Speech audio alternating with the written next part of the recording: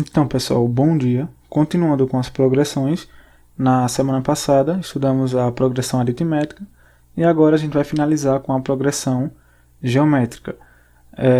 Na verdade, nós já meio que estudamos esse assunto, né, na aula de função exponencial, como eu disse a vocês, né, no dia da aula, que já estávamos adiantando um pouco de progressão geométrica.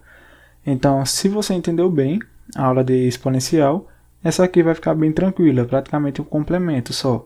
Aí por isso, né, eu vou tentar fazer uma aula mais rápida, para ver se fica aí em menos de meia hora, essa aqui, tá? Então bora começar.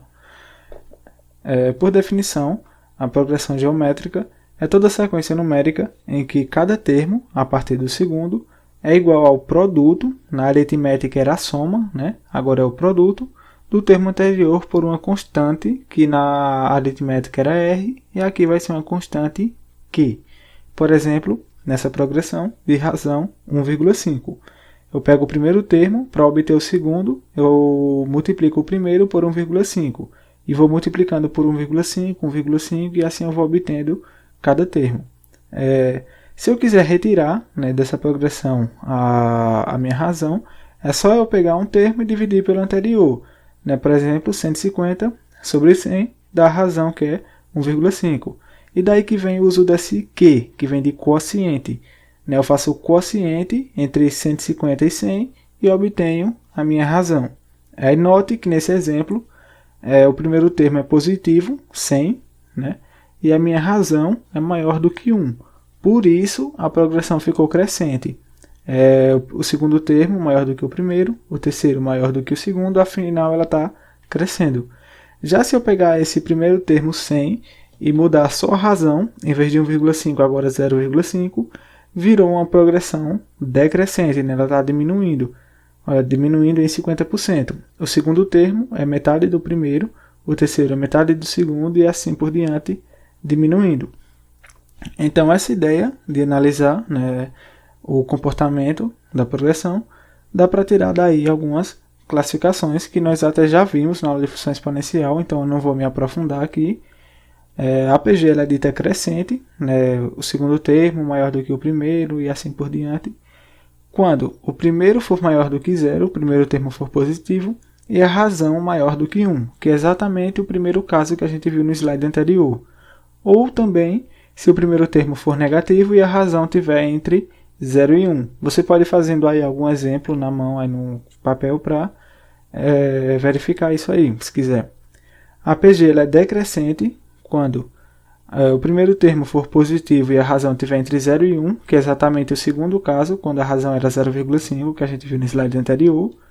Ou o primeiro termo for negativo e a razão maior do que 1. Aí também vamos ter uma PG decrescente. Ela também pode ser, né, alternante quando a razão for negativa, porque aí vai ficar menos com menos dá mais e o sinal vai sempre alternando. Por exemplo, positivo, negativo, positivo, negativo, positivo, negativo, e por isso a seta fica meio doida, assim, menor, maior, menor, maior, sempre alternando. E a PG ela é constante, né, não muda nada quando a razão for igual a 1, já que o fator 1 não altera em nada numa multiplicação, então todos os termos vão ser iguais ao primeiro, né, todo mundo igual, não alterou nada. Mas o que é realmente importante, como foi lá na progressão aritmética, são essas equações, né, para o termo geral e para a soma. Porém, essa aqui para a soma, já vou logo adiantando, ela é pouquíssimo importante para o Enem. Não vamos nos aprofundar, mas mesmo assim vamos dar uma olhada de onde vem, né, essa função e entender por que o Enem não costuma usar muito ela. Tá? Mas mesmo assim, se você for estudar progressão geométrica, com certeza vai se deparar com essas duas equações. Então é bom entender um pouco. Tá? E como foi lá na aritmética, eu não vou simplesmente jogar para vocês essas equações, eu vou, né, tentar entender, extrair, né, de onde essas expressões surgem, como elas surgem. Então, primeiro, o termo geral da PG, vou fazer igualzinho ao que já fizemos na aula de função exponencial, teve até na de logarítmica na aula passada também, que é a ideia de construir, né, cada termo e depois extrair a função. Então já vimos isso umas 7, 8 vezes, né, nas aulas anteriores. Aí primeiro, o termo 1, né, o primeiro termo, vai ser igual ao primeiro termo. Até aí não alterou nada. Para obter o segundo, o que é que eu faço? Pego o anterior e multiplico, né, já que é uma progressão geométrica, eu faço o produto dele com a razão que, e fica 1 vezes a razão. Para obter o terceiro termo, eu pego o anterior e multiplico pela razão de novo. Então vai ficar que é ao quadrado. E agora eu vou alterando só os expoentes. Para obter o quarto termo, multiplica de novo, que é ao cubo.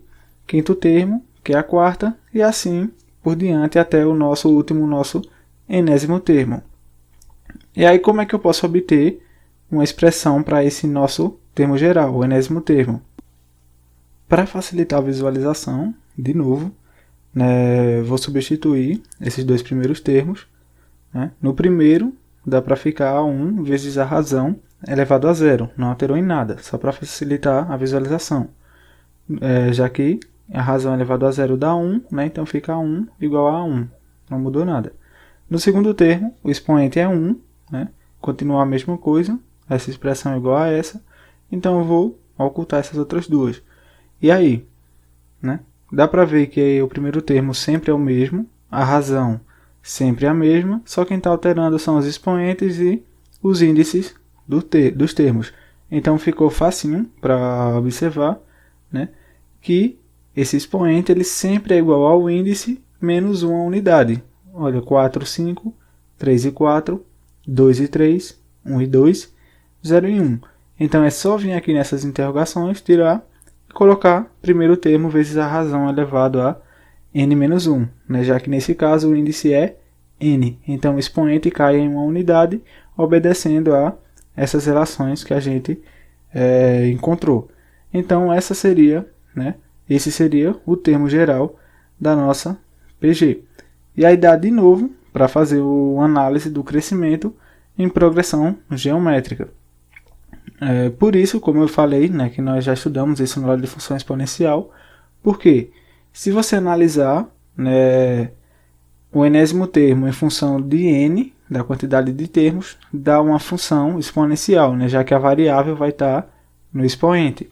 Mas olha só, temos o eixo das abscissas aqui na horizontal, o eixo das ordenadas na horizontal. Então, o enésimo termo em função de n. Eu vou jogar n na minha função e ela me retorna o termo geral, o enésimo termo.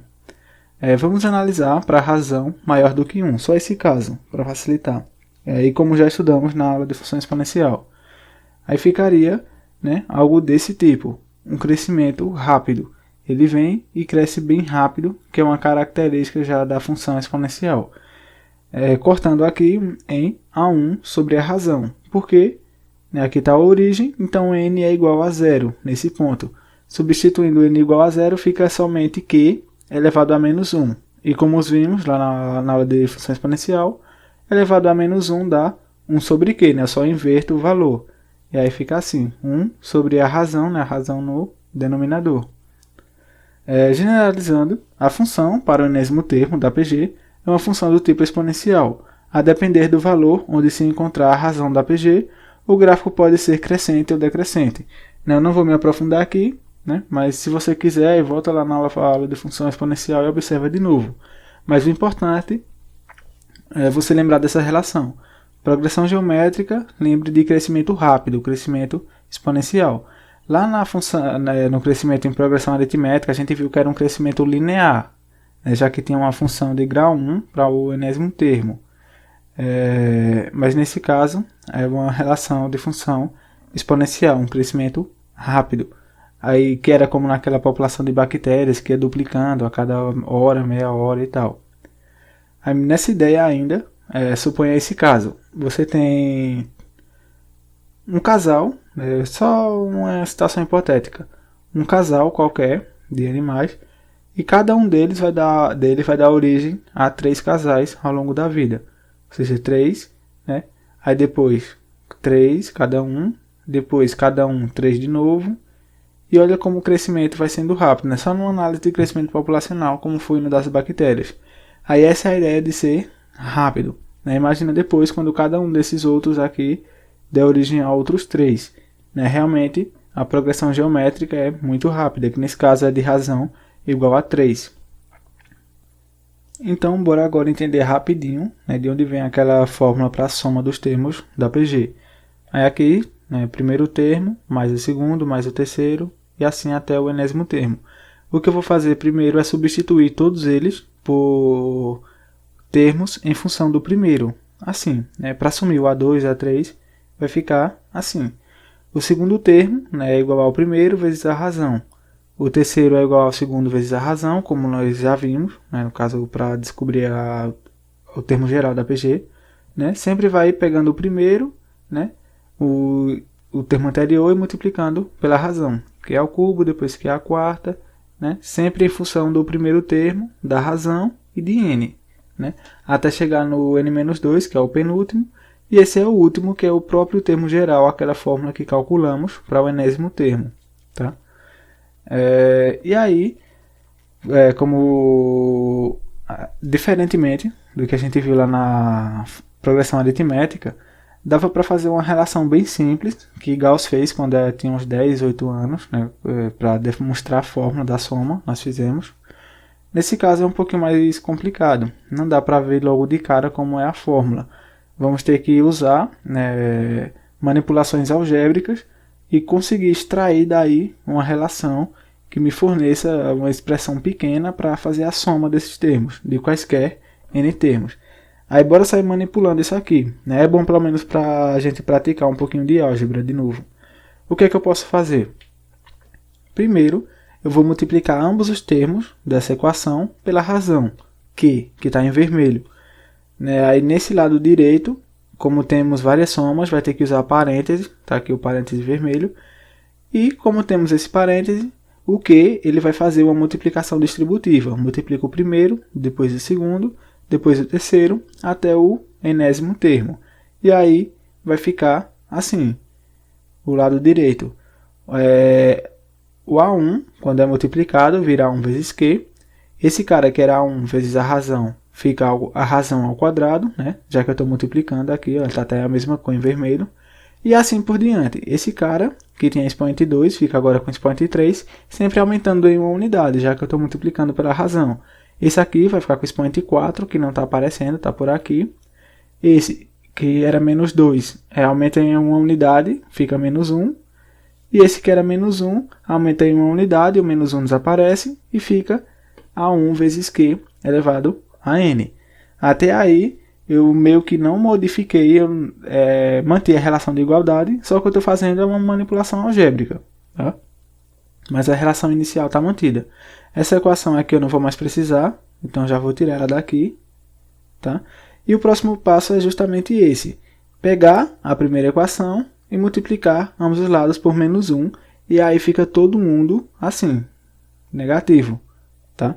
Não alterei de novo em nada, mantive a relação de igualdade, é só uma manipulação algébrica. Tá? Se eu quiser voltar para o caso anterior, é só multiplicar ambos os lados de novo por menos 1. E aí eu vou trabalhar só com essas duas fórmulas. Vou tirar a primeira. E qual foi o objetivo de ter feito tudo isso?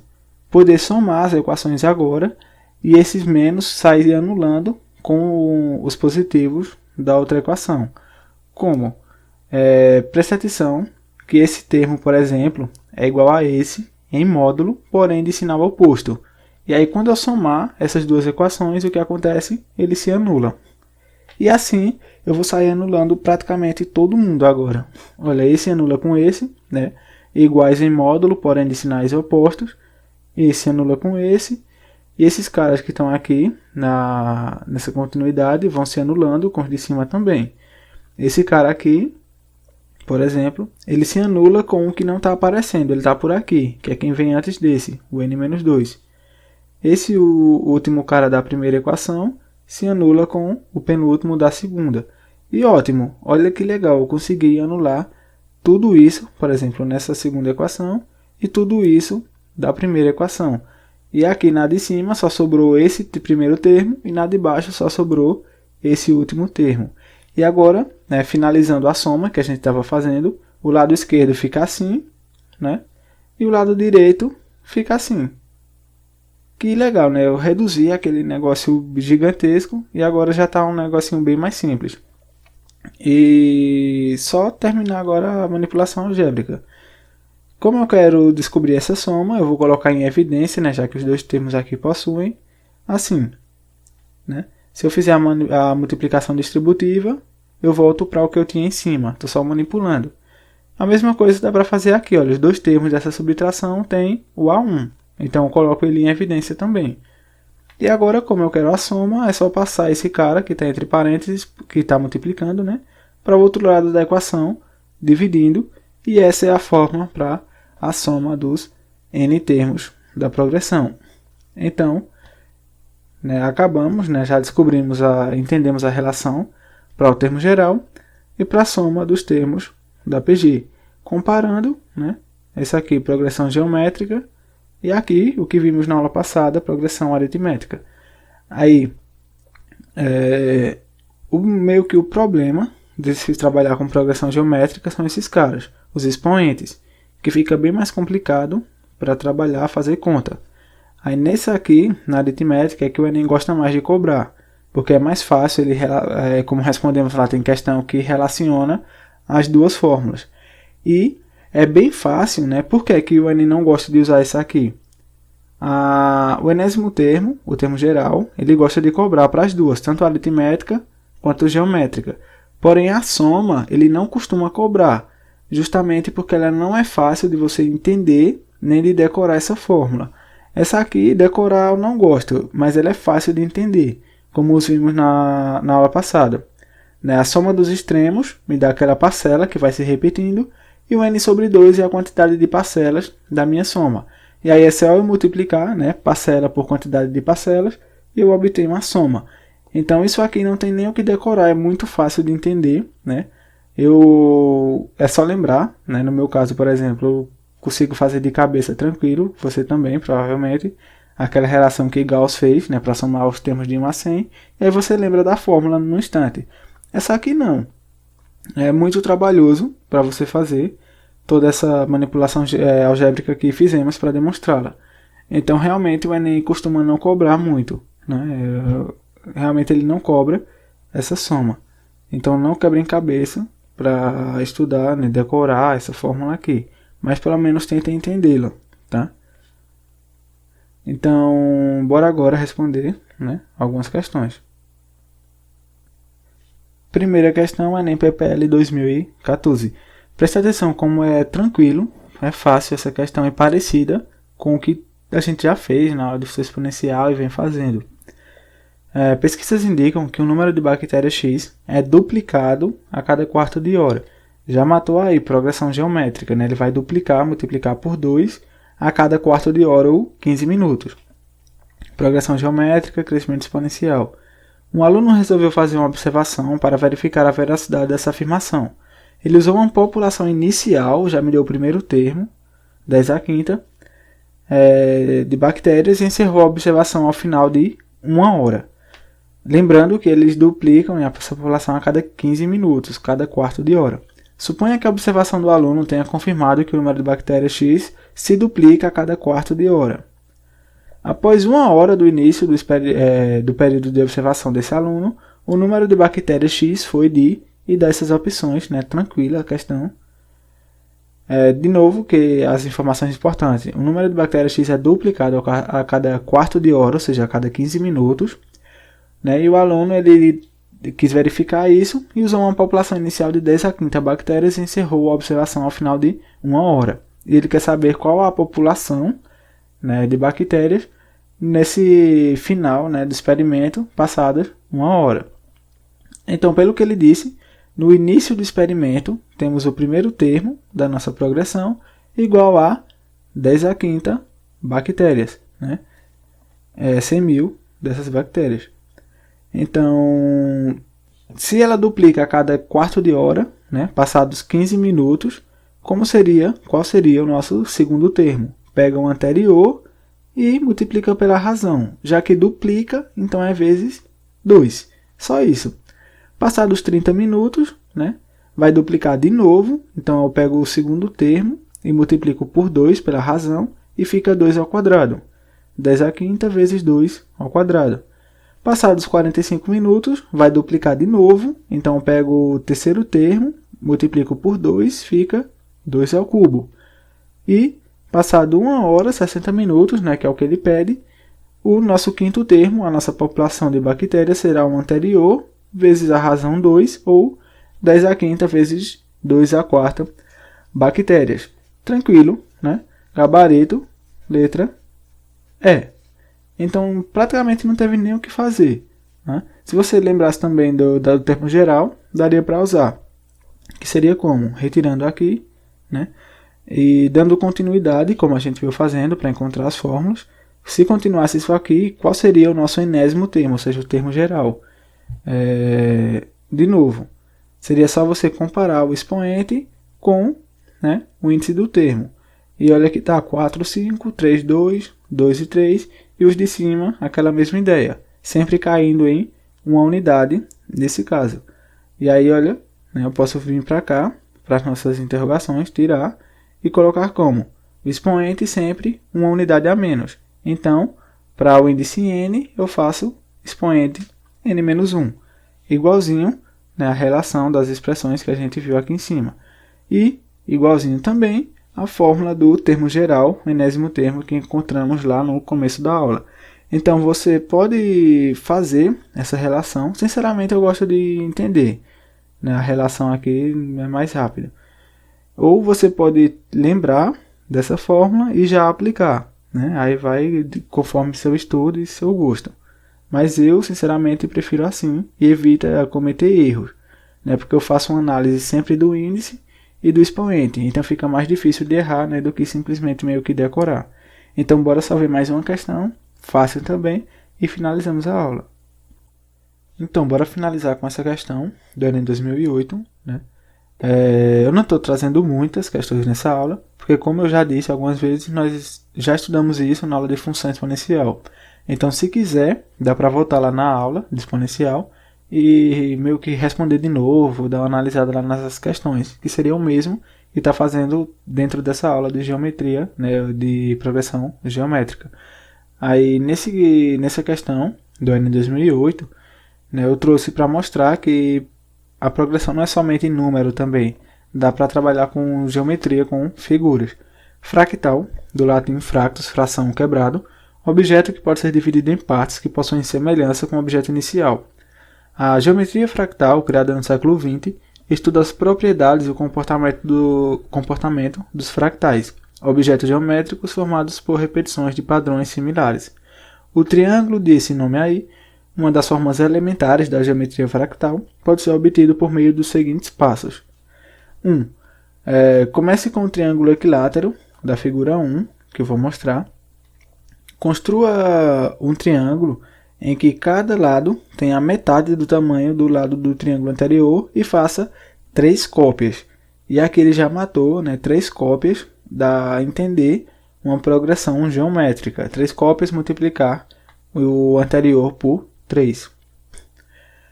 Terceiro passo. Posicione essas cópias de maneira que cada triângulo tenha um vértice comum com um dos vértices de cada um dos outros 2 triângulos, conforme ilustra a figura 2 que eu vou mostrar. Repita sucessivamente os passos 2 e 3 para cada cópia dos triângulos obtidos no passo 3, figura 3. Que seria basicamente isso. Um triângulo retângulo, aí aqui você pega, multiplica por 3, o anterior, e alinha ele tocando nos vértices, aqui nas pontas, né? E assim por diante. Pega esse e sempre multiplicando por 3. Olha, eu tenho um triângulo preto, aqui eu tenho 3 e agora eu tenho 9. Ou seja, uma progressão geométrica de razão 3 é o que vai me dar a quantidade desses triângulos pretos equiláteros, né? E pequenos, vão diminuindo. E aí ele pede para a gente, de acordo com o procedimento descrito, a figura 4 da sequência apresentada acima é uma questão bem fácil também, né, de progressão geométrica relacionado com geometria plana, com figuras, né, nesse caso com fractais. Então a ideia seria essa aqui.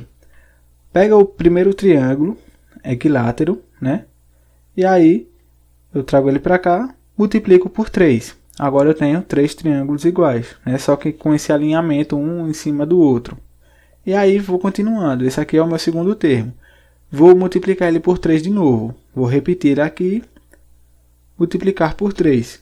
Agora eu tenho 9 triângulos verdes aí, né, alinhados nessa configuração. E ele só quer o próximo termo, né? Esses 3 foi o que ele já deu na questão. Como é que eu pego o próximo? O anterior e vou multiplicar por 3 de novo. Se eu tinha 1, 2, 3, 6, 9 triângulos pequenininhos. Multiplica por 3 como? Repete. Multiplica por 3. Agora eu tenho 27 triângulos pequenininhos, né?